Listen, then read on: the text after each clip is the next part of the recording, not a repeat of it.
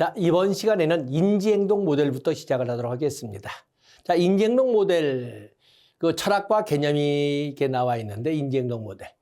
여기 보면 문제 원인을, 여기 문제의 원인이 되는 비합리적 신념이나 왜곡된 사기를 확인 점검하고 재평가해서 문제행동을 수정할 것을 목적으로 하는 것이 바로 인지행동 모델이 되겠어요. 거의 문제가 계속 다른 걸로 하게 되는데 특징이 나와 있습니다. 특징. 그 때문에 여기 개인의 행동, 정서와 행동은 세 개를 구조하는 방식에서 결정되는 가정의 기초에서 적극적이며 교육적이며 시간 제한적인 단기 개입을 특징으로 하는 것이 인지 행동 모델이겠어요. 자, 그러면 여기 두 가지 이렇게 적었습니다만은, 자, 인지 행동 모델. 좀 줄인다면 인지 행동 모델은 문제의 원인, 물론 클라이언트의 문제의 원인을 어디에서 찾냐면 문제의 원인은 잘못된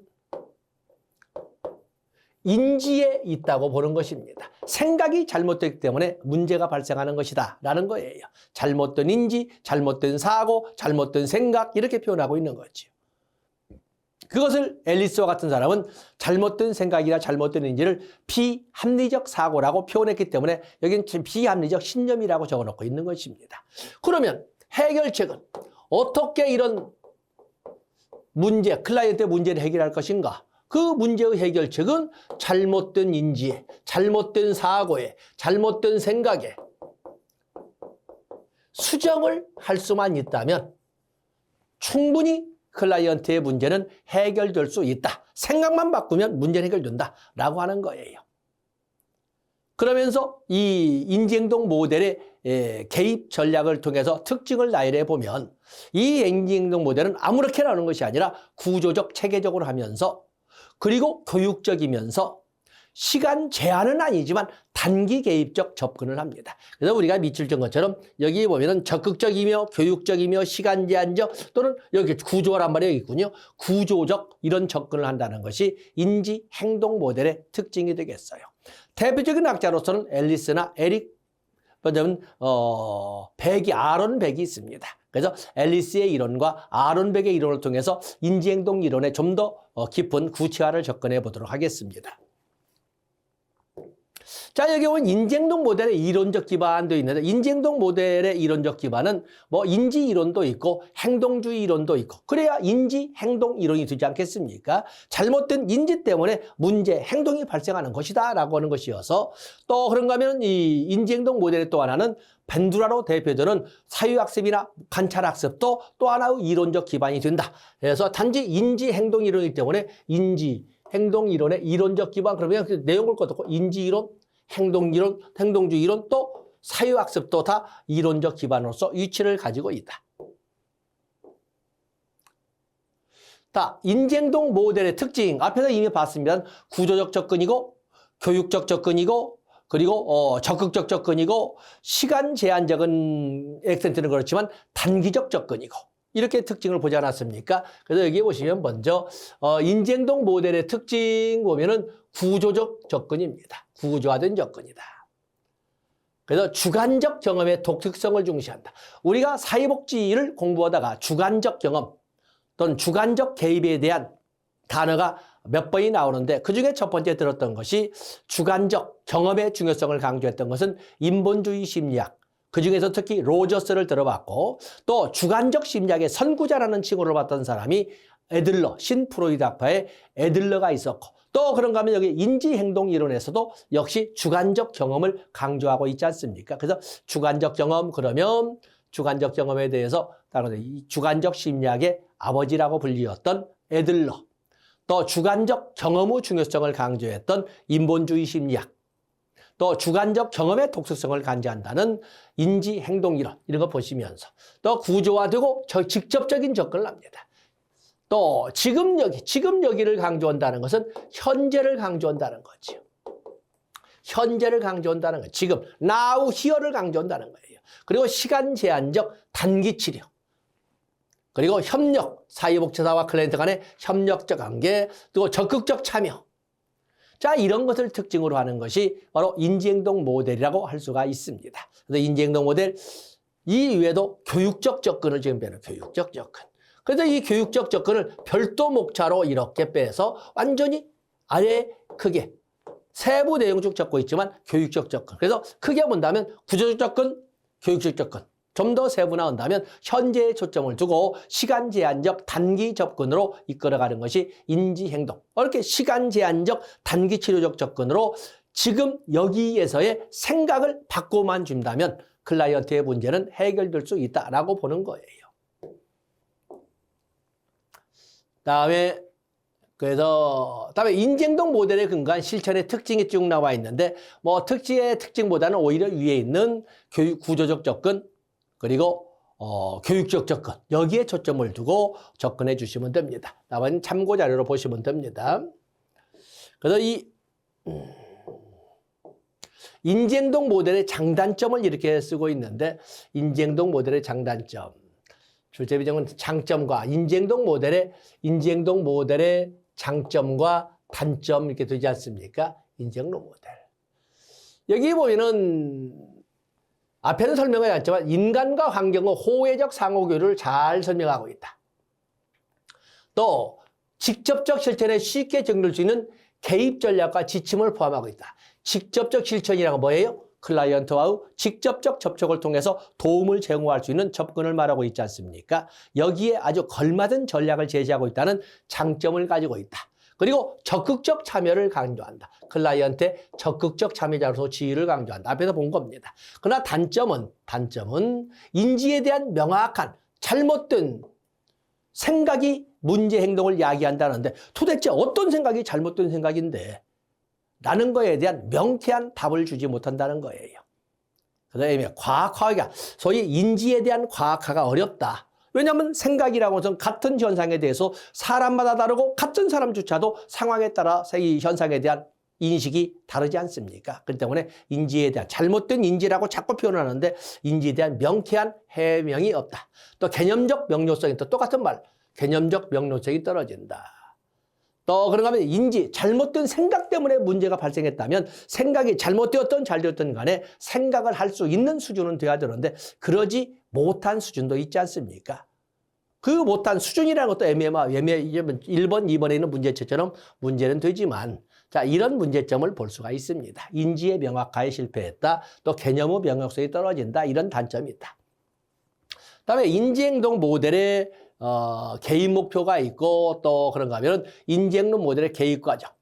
인지행동 모델의 개입 과정도 과제 중심 모델이나 행동 수정 모델이나 똑같이 우리가 일반적으로 본다면 초기 단계, 중간 단계, 종결 단계로 나눠볼 수가 있고 중간 단계는 뭐라고 표현든지 간에 당연히 개입 단계가 되는 거고 초기 단계라고 하는 것은 만나서 문제를 확인하고 관계를 형성한 다음에 그러고 나서 관계가 형성되면 클라이언트를 위하여 필요한 자료를 수집하고 수집된 자료를 분석해서 개입 전략에 접근하는 사정을 하고 그리고 사정 결과를 바탕으로 개입 전략을 수립하게 됩니다. 계획이라고 하지 않습니까? 바로 그런 단계는 여기 나오는 초기 단계가 되는 거예요. 여기 좀 낭만적으로 적고 있습니다만 초기 단계, 중간 단계, 종결 단계.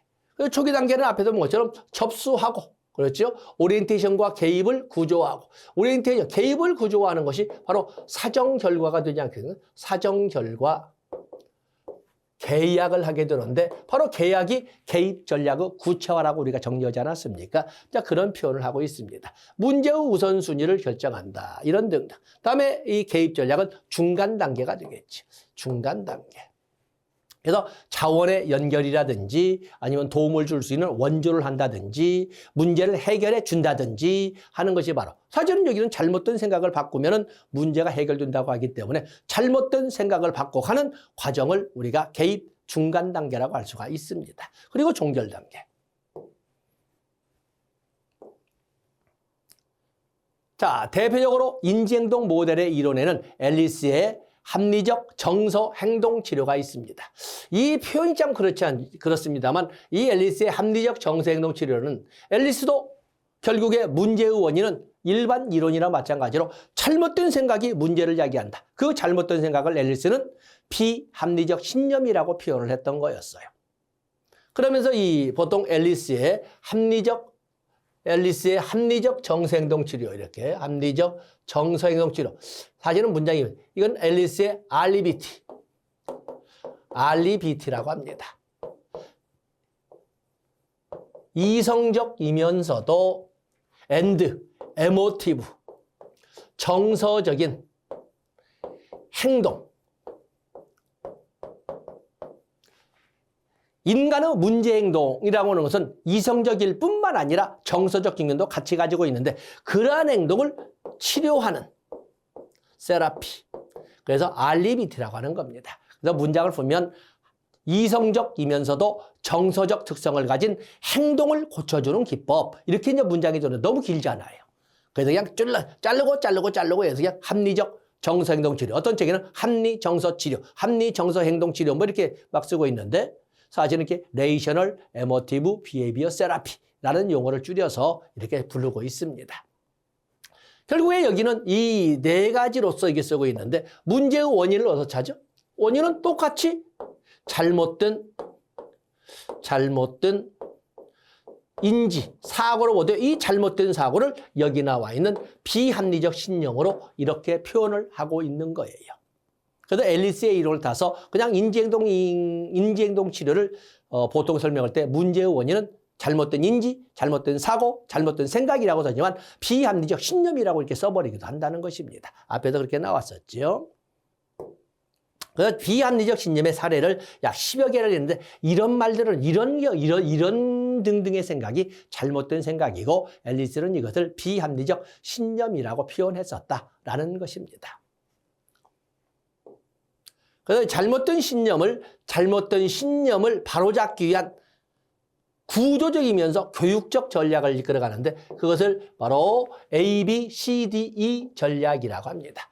ABCDE 전략. 우리가 행동수정 모델의 중간 단계, 개입 단계의 전략이 ABC 전략이라고 하지 않았습니까? 여기는 ABCDE, 좀 더 나아가서 F까지도 쓰고 있습니다만 ABCDE 전략이라고 합니다. A라고 하는 것은 선행사건, accident. B라고 하는 것은 belief입니다. belief. C라고 하는 것은 consequence라고 하는 문제 행동을 말합니다. 그래서 소위 정서적 행동적 결과를 결국에 문제 행동적 의미를 갖는 것이 C라고 하는 정서적 행동적 결과라는 문제 행동. 사람들은 문제 행동의 원인을 어디서 찾냐면 선행 사건에서 문제 행동의 원인을 찾습니다. 그러나 앨리스는 이거 아니다. 실질적으로 문제 행동을 이야기하는 것은 어떠한 선행 사건 때문에 일어나는 것이 아니라 그런 사건에 대한 잘못된 신념이 문제를 이야기하는 거다. 문제 발생의 원인은 잘못된 사고라고 할 수 있는 잘못된 비합리적 빌리프 때문에 발생하는 거다. 바로 이런 클라이언트의 잘못된 비합리적 신념을 합리적 신념으로 바꿔주는 논리적 반박 과정을 디스퓨트라고 합니다. 디스퓨트. 바로 이 디스퓨트, 소위 내담자의 클라이언트의 비합리적 신념을 내담자의 기합리적 신념을 합리적 신념으로 바꾸고자 하는 논리적 반박. 그래서 논박이라고 이게 쓰고 있는 겁니다. 논리적 반박의 과정을 이렇게 논박이라고 쓰고 있는 겁니다. 그렇기 때문에 우리가 인지행동 모델의 특징은 적극적이면서 시간 제한적 단기 치료이면서 구조적이고 교육적 접근이거든. 바로 이 접근은 바로 교육적 접근이 되겠어요. 교육적 접근. 그러고 나면 효과가 있다.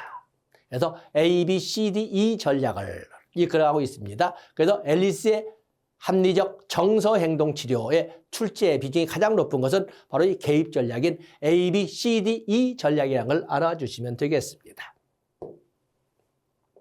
다음에 합리적 정서행동치료의 개입 방법 보시고 또 그런가 하면 인지행동치료의 대표적인 학자의 또 한 사람은 아론백이 있습니다. 아론백도 역시 인지행동치료의 기본 모형과 마찬가지로 문제 발생의 원인, 클라이언트의 문제 발생의 원인은 잘못된 생각, 잘못된 인지, 잘못된 사고에 있다라고 합니다. 바로 이것을 잘못된 사고로 인하여 문제가 야기된다라고 하는 것은 일반적인 인지행동 치료나 또는 앨리스의 RBT나 마찬가지로 아론백도 마찬가지로 잘못된 생각이 문제를 야기한다는 거예요. 근데 이 잘못된 생각을 앨리스는 뭐라고 표현하면 앨리스는 비합리적 신념이라고 표현돼 비해서 아론백은 이 잘못된 생각을 정보 처리 과정상의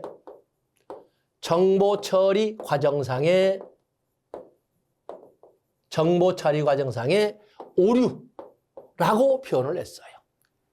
정보 처리라고 하는 것은 우리가 기억의 과정처럼 어떤 환경에 있는 자극을 보면은 그를 감각이 주의 집중하면서 냄새를 맡거나 눈으로 보거나 소리를 들음으로써 주의 집중을 함으로써 감각 기억을 하게 됩니다. 감각 기억. 그것은 짧으면 1초, 길면 한 4초 정도면 사라져버리는데 그 사이에 주의 집중을 하면 그것이 단기 기억으로 넘어옵니다. 단기 기억에는 그것을 움직이는 동태적 표현으로 하면 그걸 작업 기억이라고 하는데 동태적인 작업 기억의 노력에 의해서 단기 기억에 들어온 것을 장기 저장고인 장기 기억으로 집어넣게 됩니다. 이 작업 기억이라고 하는 단기 기억, 동태적 표현의 단기 기억은 작업 기억이라고 하는데 작업 기억의 노력에 의해서 또 이 저장되어 있던 그 기억의 내용을 창고에서 끄집어내서 밖으로 표출하게 되는데 그것을 우리는 반응이라고 합니다. 그 때문에 우리가 보면 장기 기억이 기억의 전부인 것 같지만 사실은 장기 기억은 창고에 불과한 것이고 실질적인 우리가 살아있는 상태에서 활용하는 기억은 단기 기억이고 동태적인 작업 기억이 되겠어요. 이런 것처럼 우리가 정보 처리 과정이라는 것은 바로 이런 기억의 과정처럼 이렇게 어떤 것을 보고 어떤 것을 느끼고 이런 오감을 통해서 감각 기억된 것을 단기 기억으로 넘기고 장기 기억에 보관했다 다시 끄집어내서 행동으로 표출하고 이런 과정이 정보 처리 과정이 되겠는데 이때 발생하는 오류가 바로 문제 행동을 야기한다라고 보는 거예요. 그래서 잘못된 인지에 대한 해석이 다른 거죠. 그래서 인지적 오류의 종류 바로 출제가 되는 것이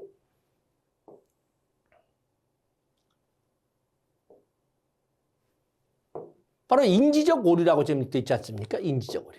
바로 여기가 출제가 될 겁니다. 앨리스에서는 A, B, C, D, E 전략이 그리고 아론백은 인지적 오류가 하나의 박스 문제로 사례를 가지고 이렇게 출제가 될 거예요. 거기에는 과잉 일반화, 선택적 추상화를 선택적 요약이라고도 합니다. 그런가 하면 이무적 추론, 또 이분법적 사고라고 하는 흑백 논리, 또는 모든 것을 자기 탓으로 돌리는 개인화나 사적으로 돌리기 등등등 약 10여 개에 가까운 이런 이무적, 소위 정보 처리 과정상에 나타나는 오류를 바로 예로 들었던 거였어요. 그래서 과잉 일반화. 그래서 관련 없는 상황에도 광범위하게 적용시킬 때 발생하는 오류를 과잉 일반화. 지나치게 적용 범위를 적용 범위를 확대시킴으로써 발생하는 문제의 원인은 과잉 일반화라고 하는 것이고 증거도 없으면서 증명할 것도 없으면서 그냥 똥꼬집을 피우는 것을 우리가 이무적 추론이라고 합니다. 적절한 증거가 부족하거나 부적절함에도 불구하고 그냥 똥꼬집을 피우는 것은 이무적 추론이라고 합니다. 그런가 하면 선택적 요약이야. 선택적 추상화라고도 합니다. 자, 올려볼까요? 선택적 추상화. 이 선택적 추상화라고 하는 것은 어떤 부분적인 사소한 하나의 문제를 가지고 마치 그것이 그 대상의 전체인 것 마냥 착각하도록 하는. 그래서 맥락을 맥락에서 벗어나 세부 사항에 초점을 두는 것으로 지나치게 소스러운 걸 가지고 전체에 해당하는 우리가 사회복지 조사를 보면은 우리가 사회복지 조사원에서 많은 이런 오류가 있습니다. 이 오류를 보면은 거기에는 생태학적 오류도 있고 개인주의적 오류도 있고 또 환원주의적 오류도 있는데 개인을 대상으로 한 연구 결과를 전체 집단에 확대시켜서 적용하는 것은 과잉 일반화라고 하지 않습니까? 과잉 일반화. 근데 어찌 보면 한편으로선 부분으로 접근을 하게 되면 사소한 일부분에 대한 현상을 가지고 전체의 특정인 것 마냥 이렇게 확대 해석하는 것 또한 인지적 오류가 되겠는데 바로 그것을 선택적 추상화라고 합니다. 선택적 요약, 선택적 추상화.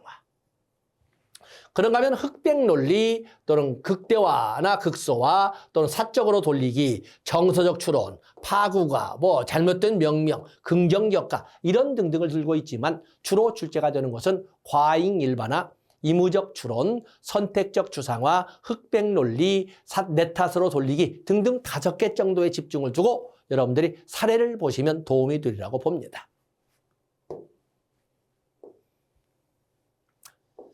다음에 인쟁동 모델의 주요 기술을 이렇게 보시면 경험적 학습도 있고 어떤 인지 학습에 관련된 이런 기술 또 행동주의 학습에 관련된 기술들이 믹서되어 있다고 보지 않겠습니까? 그렇기 때문에 여기 보시면 경험적 학습도 있고 행동시연도 있고 체계적 둔감법도 있고 불안감소법이 있었지요. 이완훈련도 있고 모델링도 있고 다 이런 것은 행동주의 심리학이나 행동이론에서 우리가 보았던 기법이라고 할 수가 있어요. 그런가 하면은 쭉 보시면 사회기술훈련도 행동주의에서 나오는 거지요. 그런가 하면은 쭉 해서 역설적 의도나 설명이나 내적 의사소통의 명료화나 인지 재구조화는 인지학습에서 사용되어 왔던 기법인데 이런 행동주의 심리학에서 사용되는 기법, 인지이론에서 사용되던 기법이 믹서되어서 사용되는 것으로 이렇게 교재를 정리를 했습니다. 그래서 인지행동 이론에서 사용하는 기법에는 행동주의 기법과 인지이론의 기법이 믹서되어 있다. 그 정도 보시면 됩니다. 따로따로 암기할 것도 없고. 다음에 기타 실천 모델로서 위기개입 모델을 끄집어냈습니다. 위기개입 모델. 우리는 사회복지 실천이라고 하는 것은 시점이 바로 지금 여기죠. 지금 부적응 상태에 있는 클라이언트를 지금 적응 상태로 되돌려놓는, 지금 가난으로 시달리고 보대끼고 있는 클라이언트를 지금 덜간 가난 때문에 고통받지 않게 해주는 이런 실천을 우리가 사회복지 실천이라고 합니다. 지금이거든요. 그러면 위기개입 모델, 실천 모델도 그러면 우리가 이런 고통을 야기하는 문제를 제거해 주면 되잖아요. 그런데 아니라는 거예요. 위기개입 모델은 위기라는 단어는 이미 발생해 버린 과거 완료 분사용 단어입니다. 위기라고는 이미 발생해 버린 거예요. 그렇기 때문에 여기 보시면 위기개입 모델 한번 다 있지만 위기개입 모델은 주된 목표를 어디다 둔다? 위기 제거가 아니라 위기 발생 이전 상태로 복귀해 줍니다. 이미 위기라고 하는 것은 발생해 버린 사건에 대한 표현이 되는 거예요. 그렇기 때문에 위기의 제거라는 이론적으로 맞지 않는다. 그리고 이것도 마찬가지로 정신분석학과는 달리 시간 제한적 단기 개입으로 매우 초점화된 특정 문제만 가지고 접근하는 그 때문에 초점화된 그래서 목표는 제한적이다 이런 말을 쓰고 있는 거예요. 그리고 위기개입 모델은 행동주의처럼 보이지 않는 것은 무책임한 상태는 다루지 않아요. 구체적이고 표적은 구체적이고 관찰 가능한 문제들만을 가지고 간다는 것도 특징입니다. 위기라고 하는 것은 거기 보면은 사전식으로 쭉 정리를 했습니다만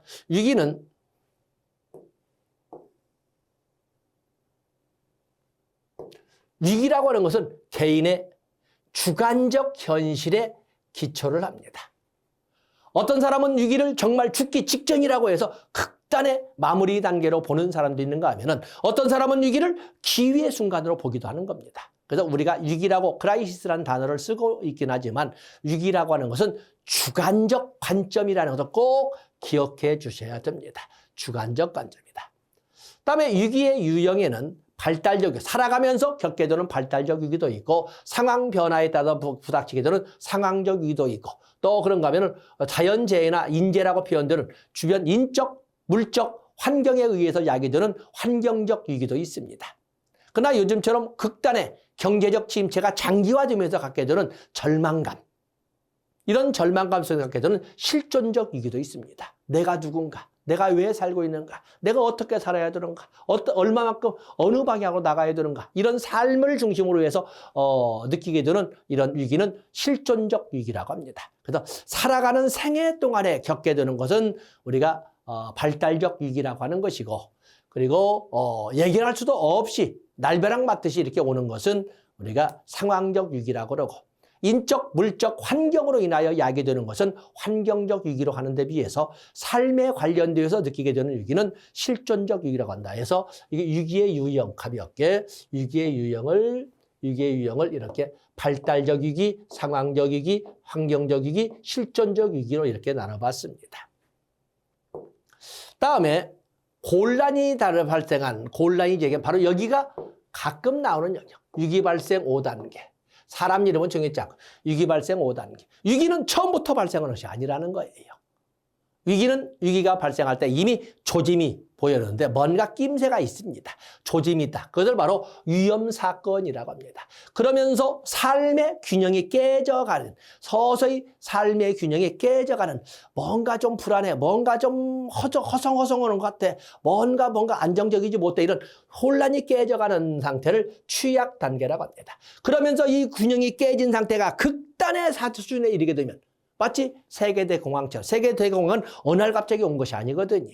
서서히 무너져가고 서서히 벌어지고 서서히 흔들리던 것이 1929년에 미국이라는 공간에서 터져버린 거 아닙니까? 바로 그것을 촉발 요인, 위기 촉진 요인이라고 하는데, 촉발 요인, 근데 어떤 취약 단계의 절정이라고 표현할 수 있는 것이 촉발 요인 또는 위기 촉진 요인이라고 합니다. 그리고 나서 위기가 발생하게 되는 거예요. 위기는 4번째 단계입니다. 아시겠죠? 위기가 발생할 적에는 이처럼 어떤 조짐이 보인다, 위험사건, 서서히 균형 깨진다, 취약 단계가 온다. 그것이 절정에 이른다, 촉발 요인. 사실은 번역할 때 요인이라고 좀 안 맞잖아요. 촉발 단계 또는 위기 촉진 단계.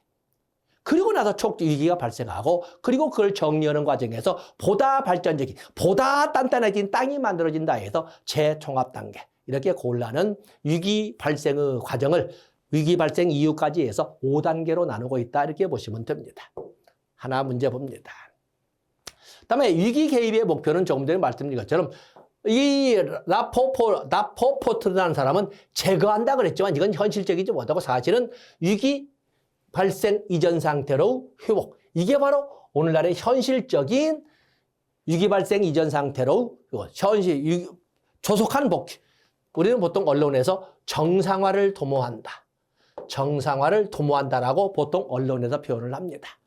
요즘 TBS도 없어지고 이제 그런 과정이죠. 하여튼 정상화를 도모한다라는 것을 위기 개입 모델의 실질적 목적으로 합니다. 마음 같아야 아예 위기가 발생하기 전부터 위기가 발생하지 않도록 싹수를 없애버리면 좋지만 그건 현실적이지 못한 표현이고, 실질적으로서는 이렇게 위기 발생 이전 상태로의 조속한 복귀를 특징으로 한다. 쭉 보시고. 그다음에 위기 개입의 원리, 여기 또 중요해요. 위기 개입의 원리. 그래서 신속한, 적극적인, 그렇죠? 신속한, 적극적인 모든 문제가 아니라 그 제한된 목표만 가지고. 그래서 사회복지사는 어떤 위기가 발생을 하면, 숭례문에 불이 났다면 기초선을 볼 것이 아니죠. 숭례문에 불이 났다면 먼저 신속하고 적극적인 행동을 통해서 바로 불 끄는 데만 집중해야 돼요. 불 끄는 데만. 문화재를 보호해야 되는데 이거 따지지 않아. 불 끄는 데만 집중. 제한된 목표를 가지고. 그러면서도 현실적으로. 그리고 희망과 기대를 갖춘 자기상을 구축해 가면서. 여기 제한된 목표는 달리 이렇게 초점적 문제 해결이라고 표현을 바꿔 쓸 수도 있지 않습니까? 그래서 신속한, 적극적인, 조속한, 제한된 또는 초점적인 문제 해결을 가지고 지금 현실에 초점을 두고 꿈을 갖게 하면서 이렇게 하는 것이 바로 위기 개입의 원리가 되겠어요. 그다음에 위기 개입의 과정은 거기 시작 단계, 중간 단계, 종결 단계 역시 마찬가지로 이렇게 나누고 있는 거지요. 그래서 위기 개입 모델의 이 단계도 보면은 이렇게 똑같이 시작 단계, 그거 읽을 거 아닙니다. 위기 시작 단계, 중간 단계, 종결 단계로 나눠보기도 하지만 시험 전에 하나 좀 더 시간을 활용해서 읽어보는 정도 가지고 가시면 됩니다. 다음에 위기 개입 과정도 역시 보면 좀 상세하게 설명을 했지만 사정, 계획, 이 사정 단계 사정 단계로 본다면 이 사정에 있어도 뭐예요?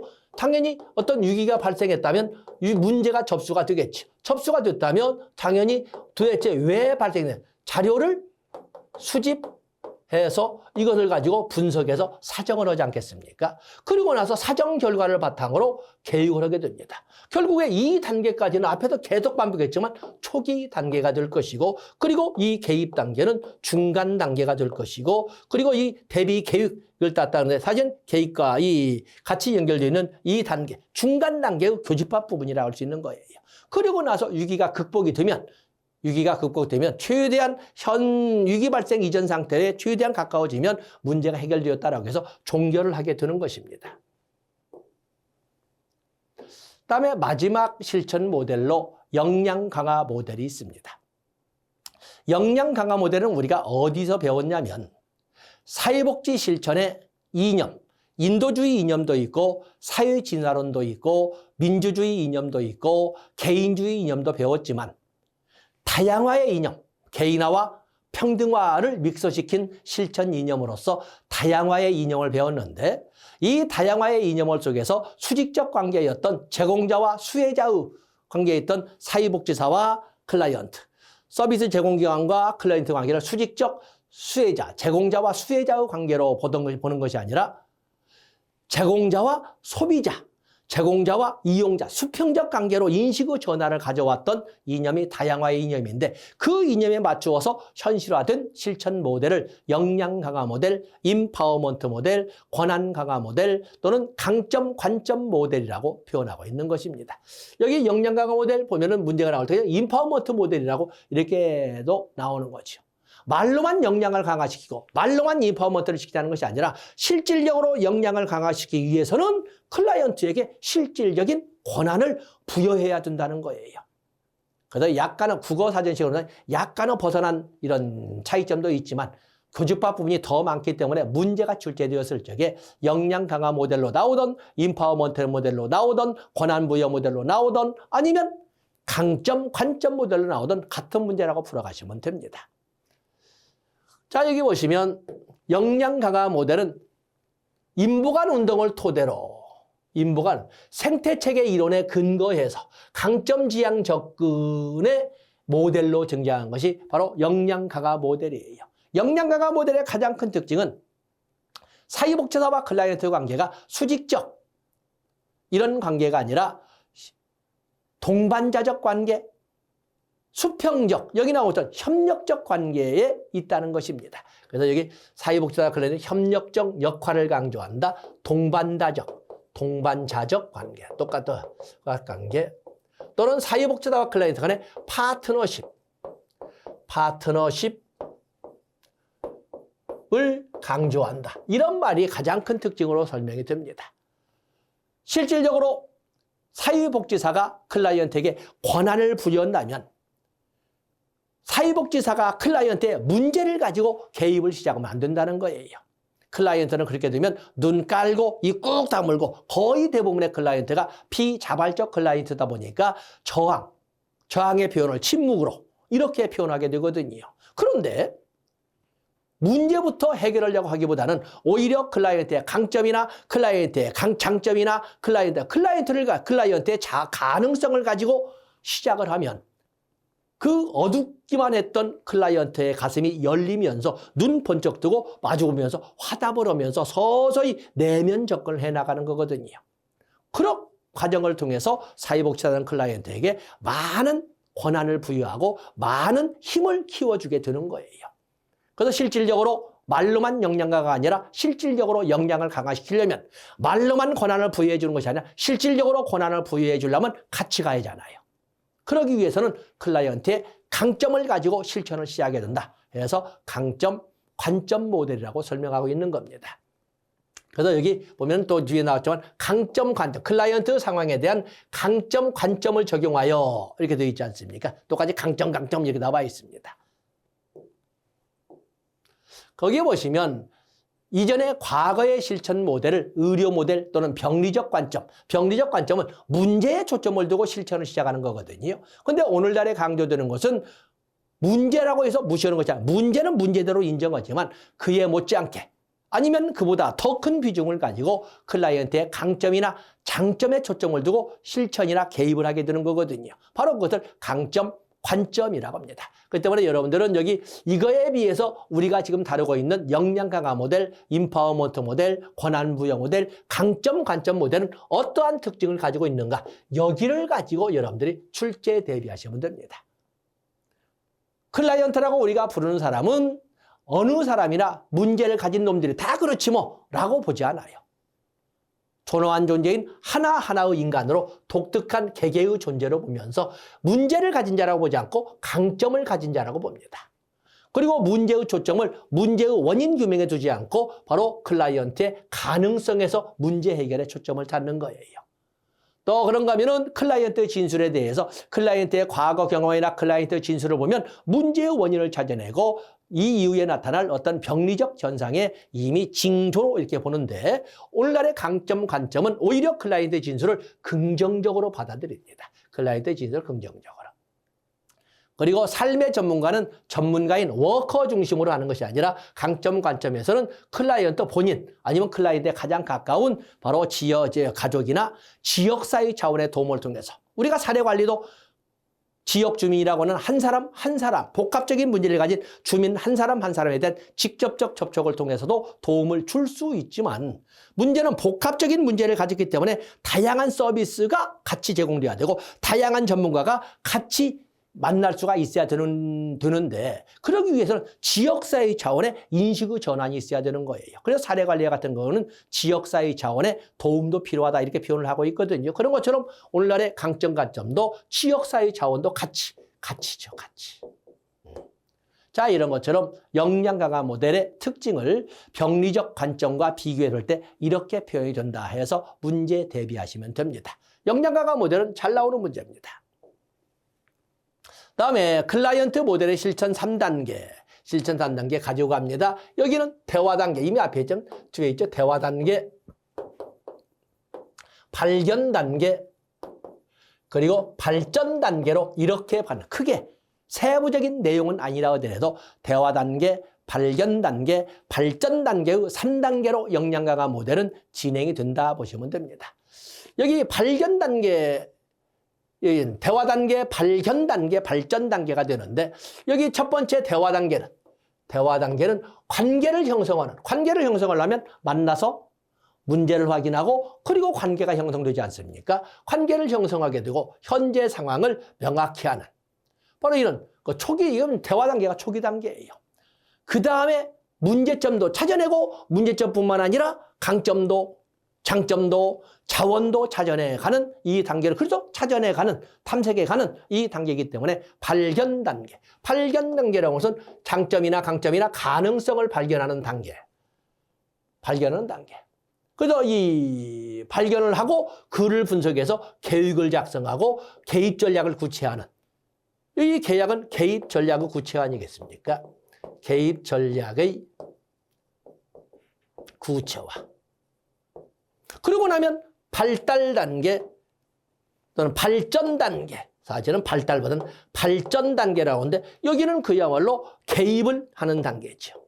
개입의 표현을 이렇게 자원을 누가 가진 자원? 클라이언트가 가지고 있는 자원을 활성화하고 클라이언트가 가지고 있는 기회를 확대하고 클라이언트의 성공 가능성을 미미에도 인정하고 클라이언트가 그동안 쌓았던 미미어대로 그 성과를 집대성하고 이렇게 해서 클라이언트의 발전을 이끌어가는 단계를 개입 단계라고 해서 여기는 종결 단계 없이 이렇게 발전 단계까지 어쩌면 개입 단계까지를 이렇게 해서 발전이라고 표현했습니다. 책에는 발달로 적지만 사실은 발전이란 단어, 디벨로프먼트가 발달로도 해설되지만 발전이라고 하는 단계가 보다 좀 현실적이라고 해서 대화, 발견, 발전 3단계로 이루어졌다라는 걸 봐주시면 됩니다. 자, 이렇게 해서 우리가 과제 중심 모델까지 해서 사회복지 실천 모델, 연표로, 뒤에는 연표로 안 이해갔습니다만은 진단주의, 기능주의, 심리사회 모델, 문제해결 모델, 행동수정 모델, 과제 중심 모델, 인지행동 모델, 위기개입 모델, 그리고 역량 강화 모델까지 봤습니다. 굳이 목차를 안 달았던 것은 심리사회 모델의 현대판이라고 하는 생활 모델도 있습니다만은 생활 모델의 단어는 통합적 접근의 모델로서 본 적이 있는데 생활 모델은 심리사회 모델처럼 개인적, 심리적 측면뿐만 아니라 사회적, 환경적 측면도 같이 강조되는 실천 모델인데 과거 모델인 심리사회 모델은 개인적, 심리적 측면에 더 큰 비중을 두고 접근하지만 현대판 모델이라고 할 때는 생활 모델은 개인적, 심리적 측면보다 사회적, 환경적 측면에 대한 역할 비중을 크게 보고 있다는 차이점이 있다고 말씀을 드렸습니다. 그렇기 때문에 이거 보면 우리가 약 10개 정도의 실천 모델을 봤습니다. 그중에 많이 출제가 됐던, 많이가 출제되고 있는 것이 역량 강화 모델, 방금 전에 했던 역량 강화 모델, 또 유기개인 모델, 인지행동 모델, 과제 중심 모델이 특히 근자에 많이 관심을 받는 이런 출제 모델이라고 볼 수가 있겠습니다.